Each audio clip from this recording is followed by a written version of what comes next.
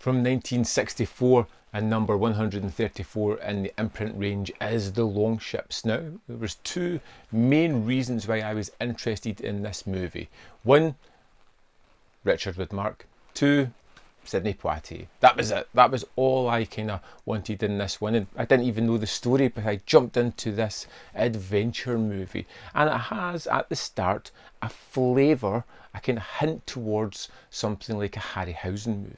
You feel as if you're going to go on this myths and legend tour chasing after the mother of voices, which is a giant gold bell, and you get the myth of it at the start, and it wonderfully builds up the idea of this treasure that men would spend their life searching for. And then we get thrown in to meet Richard Widmark's Rolf character, a Viking, and we know he's a Viking because, well, he tells us.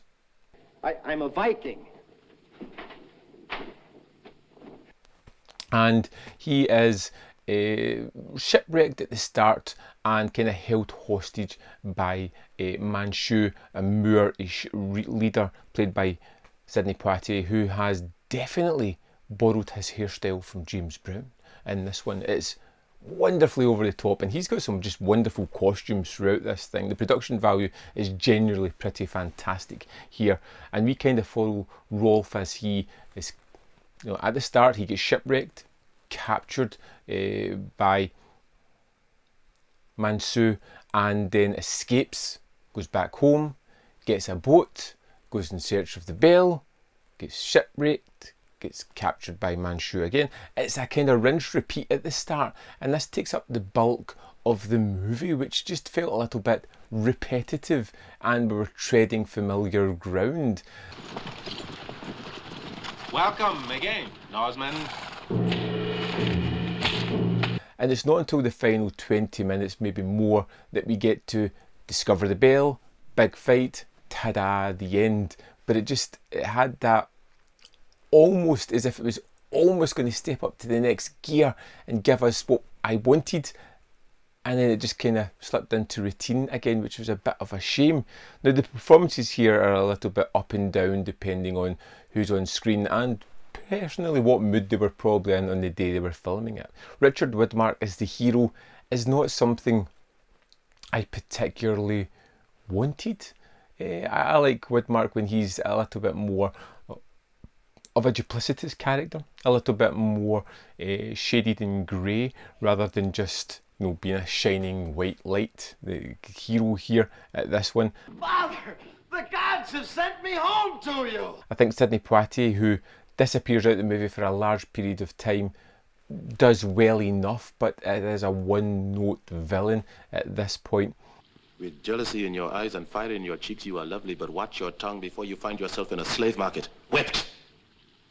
You get this really weird sequence midway through that's just tonally so off, where the Vikings they're kind of captured by Manchu. They are looking to escape at some point. They discover his harem as they are trying to make their way out of the palace, and there's only one thing they can do: rape. And it's rape to a jaunty tune and played for comedic effect as these group of men just attack the women. It's so tonally awkward. It's just jarring at times.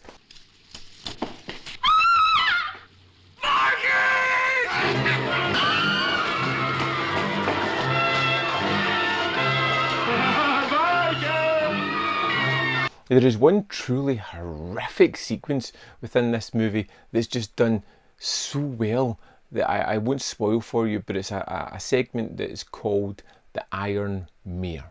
It's a torture device, a death device, and it's so unusual, strange and different, and just made me a little bit squeamish watching it. Although you never see the actual results, the idea is there, and sometimes the idea is worse than actually seeing something. The Longships is an adventure movie that never quite gave me all the adventure I wanted. I didn't quite get the fun across the high seas, the adversity, struggling to get to the goal. It seemed a little bit too easy at times to find this mythical treasure that possibly hundreds, thousands of men had been searching for. And they ran back in terror and in awe and covered their ears. For this was the mother of voices. I just wish there was a little bit more time spent on that adventure.